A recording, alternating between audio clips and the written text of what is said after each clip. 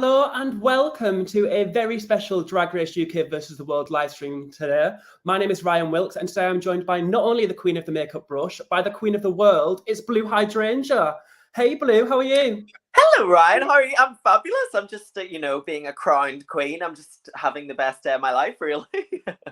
Honestly, I'm so proud of you. How do you feel after last night's win? You must have be so proud to make it to this point. Oh my goodness, it was amazing. It was life-changing. I watched it at home at 9. At 9, it went up on iPlayer, and I skipped right to the end, watched it with my mum, and then once I knew that I'd won, I went down to my local bar where I started drag, and snuck in the back and watched them all react to the win. It was incredible. How was it sat there watching it back, with your mum? Were you thinking till that very end point, this really is anyone's game, or did you have a slight inkling? How did it feel knowing that you had filmed being winning? Do you know, I was like, wow, I'm really not a great lip syncer. But watching it back was crazy because it was like, I think once you get to that final lip sync, it doesn't matter what happens. I think the winners decided then on the competition as a whole. And I thought that I'd done pretty well in the competition. So even if I didn't win, I would have been really proud of what I've done. And it was just even better, the icing on top of the cake, to hear Ru say my name, little old me. You should be proud as well, because like you say, from your little first season, well, it wasn't little, it was huge. You were like, oh, I've been a little wallflower, and this season you've been anything but a wallflower. You came and you've conquered and soared, which is so great to see. Well, that's it. I think I realized that you only get so many chances at Drag Race unless you're Jujubee, who gets many, many, many chances on Drag Race. But I was ready to just go in, go balls to the wall, and just not leave any stone unturned. I wanted to talk about things that were going on in my life that might help someone out. I wanted to make good TV. I wanted to have fun and make people laugh and entertain, because as drag queens, that's one of our main priorities. I think Bagga said it best when she said, I want to make people happy even though I might be sad. That's just the world that we live in, you know. Yeah, definitely. So I want to take things back to when you first received the call, Blu. How did it feel knowing that you weren't only representing the UK, but the whole of Ireland? How did it feel? It's crazy to think that I might have actually said no. I thought it was a lot of pressure, and I maybe had, it was mid-pandemic, so I was like, I wish I had some more time to be out in the world and build my, drag a little more. But I think I had learned a lot about self-love and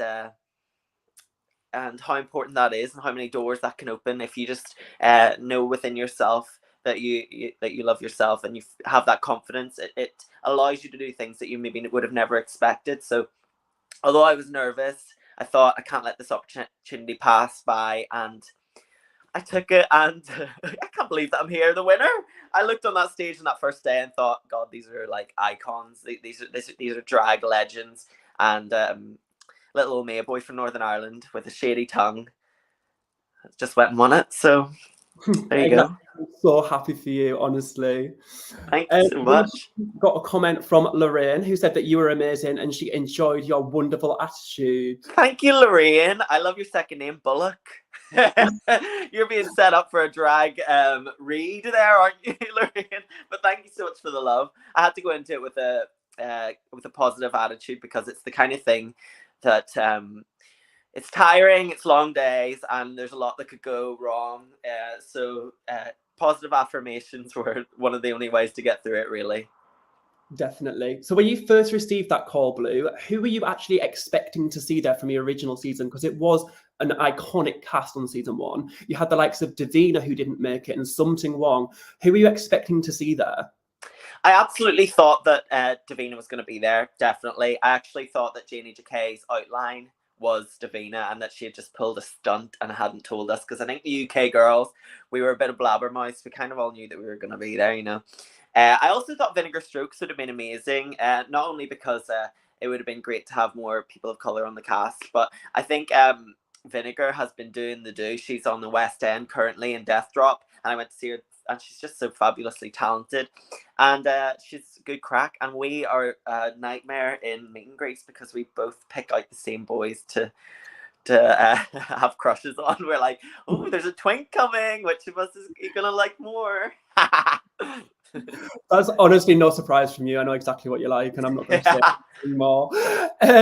So, what was the biggest stress going into this competition? Would you say it was competing with queens from other countries, or would you say that it was going back into challenges that you weren't so confident in season one? Yeah, I think for me this season it was overcoming that kind of inner saboteur. That was the biggest competition was myself, especially because I felt like I was being overlooked in the beginning. I thought I had really done well in most of the challenges. I deserved to be in the top, definitely for the musical. My polka dot look was fabulous. I thought I did well in the talent show, enough to be in the top two. But, you know, this is how the story goes. And I think that we wouldn't have got that really iconic Pangina moment if it wasn't for them overlooking me for a little. So I'll forgive them. Okay. Oh, there it is. You were the one who brought it up, so I want to address the elephant in the room of you sending Miss Pangina Heels home. How dare you call her an elephant? I didn't do such a thing. How was it in that moment? Was it as intense as it came across on TV, or was it a shady edit, would you say? No, it was absolutely intense. I mean, normally on All Stars, the queens, they go, oh, look, thank you for the opportunity. I'll see you later. And then they walk off. But Pangina was representing for Thailand, for her culture. And I do believe, I've been told that whenever you go off to represent Thailand, it's a very big deal. It's like sending off a member of a family. And she's also been a judge. So she had a lot to lose, probably the most out of all of us. But I don't think she did. I think she came out a winner. She, it was just in that moment, it must have felt like her life was crumbling down around her. And to watch someone that I actually love, I was not doing that, did not make that decision maliciously. To watch someone that you love go through that kind of heartbreak was really intense. And that's why my lip would not stop shaking, because I was just genuinely emotional about Pangina. And following on from that tense time, I know that you have spoken out on social media in regards to these, I'd say, crazy fans who are really, really just targeting people. Not only you, they targeted Pangina when Pangina sent Jimbo home. There's been fans around the world who have been saying some pretty out of line things, as we know that Drag Race fans can. What do you have to say to those fans, even though you did a task that RuPaul asked you to do? It's in the name. Yeah, I just feel like you cannot be a fan of Drag Race if you're sending hate to people. Fans of Drag Race need to uplift voices. They need to uplift queer voices, trans voices, people of color. They cannot be sending hate. So if you're sending hate to me, Pangina, anyone, whether it's just a little something that you think that we won't read, we will absolutely see it, and it's disgusting. And you're not a fan of Drag Race. You hate drag, actually, is what you're trying to say, and you don't want to see people succeed. And you know what? I think Drag Race is supposed to be something special where people are celebrated, no matter what background they are, no matter what color they are, no matter what shape, size, age they are, gender. And I think that people like that ruin it, and they actually don't see the point of it. They don't see the point of what the show is trying to do. Exactly. And I've said previously that I think that people are starting to forget with Drag Race. This is a reality television show, not a documentary. Like, these are your friends, and they're there to provide you entertainment. Yeah, it was mid-pandemic. We were broke. We were fat. We were trying to just squeeze into our outfits for you and make good TV. And this is what you have to say and focus all your energy on. It's not on. And I don't know what we can do other than just speak out against it, because, to be honest, like, there's never going to be a police system in place that's strong enough to stop trolls. So, but it still shouldn't happen. So I think what we can do is just speak out against it and make our voices louder than theirs. Yeah, exactly. And be kind. Like, there's worse things going on in the world. Do you know what I mean? That's what I said. Absolutely. Donate some money for Ukraine, or the bill that's being passed in Florida. Honestly, there's way more disgusting things happening in the world than me picking a lipstick. Preach, Blue, honestly. So I want to take a moment to congratulate you going from season 1 to the huge competition. What would you say was the difference in competing on season 1 to 2? Like, obviously you are competing with queens from around the world, but what would you say like the difference in stress was, or the difference in preparation for this show? What was different this time? Well, it was preparation was pandemic based, so I didn't get one fitting for any of my outfits. I was just praying that things would fit, and luckily for the most part they did. But if anyone ever said anything otherwise, I was like, well, there's nothing I can do to help that. Season 1, I was naive. I had never spoken on a microphone before. I was not prepared to do what they asked of me, but this time I was. And the main difference, I think, was just that. Also, the producers trusted us a little bit more and let us talk off camera, because on our first season, we were like all camera shy. It was our first time in front of a proper camera. Whereas this time they knew that we were consummate professionals and would leave all the drama for on screen. So they let us kiki and chat, and that was nice because I really got to know some of the girls. And like I said, me and Pangina, we're very close. We still talk every day. Yeah, and you didn't get shouted hard ice, and then you were like, yeah, well, after that dreaded elimination, that's the only time I heard hard ice on that set, and that's because they did not want us to talk about it unless it was on the camera. And I'm sure that they did get it on camera. So going into the finale, Blu, you spoke about how Mo was a lip sync assassin, but I think things have changed around now, and you are maybe a lip sync assassin. I'm not sure about how Miss Cheryl will feel about that. But how did it feel going into this finale, knowing that you were going to have to put up a fight when it came to a lip sync? Oh, mummy. I mean, we were all exhausted, so I just thought if I give lots of energy and go, look at me, look at me, look at me, it might work. And I think that it might have. I'm not the best lip syncer. I never said that I was. If I'm going to do a lip sync on stage for an audience, there's going to be a concept. There's going to be a costume. It's going to be camp. It's going to be fun. It's not going to be... I can't do all of that. I'm no Cheryl Hole. So I was a bit nervous, but I also thought my competition here mainly is Bag of Chips, because there can only be one UK girl in the final and one US. They're not going to have 2 US and they're not going to have 2 UK. So as long as I beat Baga, that's all I was worried about. You're on to a good one, yeah. So we have a comment from Diane now saying, you slayed it, Blu, total queen. Thanks, Diane. Oh my goodness. I'm glad that you liked what I served up for you on the show. And we have a comment also from Mitch asking if it was to return for a second season, who you'd like to see compete. Thanks, Mitch.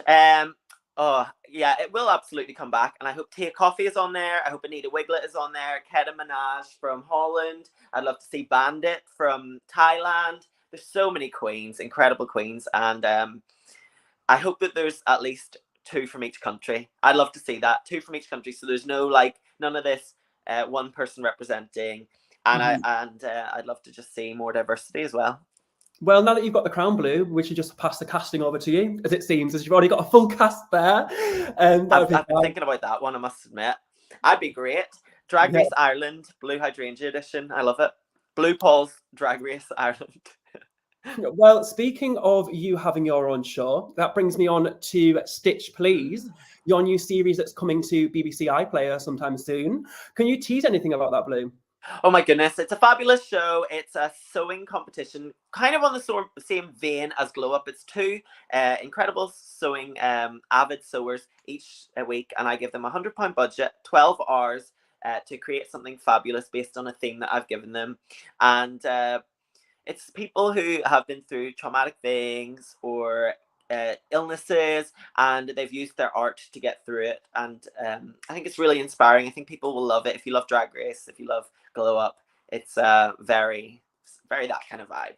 Also, the Frockumentary is coming out next week, which is the Frock Destroyers documentary on Wow Presents Plus, and it's the story of how we created our album in the lockdown, and it's very camp. Davina's Campo's in it, Bag of Chips is in it, I'm in it. It's very fun. We get up to all sorts. Also, thanks, Rena. Thanks, Rena. Yeah, Rena the right got one into did win. No, I really can't wait for Stitch Please. I think it's going to be a great series, and I'll also be tuning into the Frockumentary. Make sure that everybody else does at home who's watching as well, because it's going to be great to see. But it's been lovely speaking to you today, Blu. I'm going to let you go and get on with some more fabulous interviews. I know that you're a very, very busy queen now. But it's been lovely speaking to you, and I'll see you at the club sometime soon. Yes, thank you so much for having me. Thanks to the Mirror, and lots of love. Yeah, check out what I'm doing next and follow all the girls from the season, especially Lemon. Bless her. Thank you so much. Justice for Lemon. To you. Bye. I don't know how to go. I'm just stuck here forever.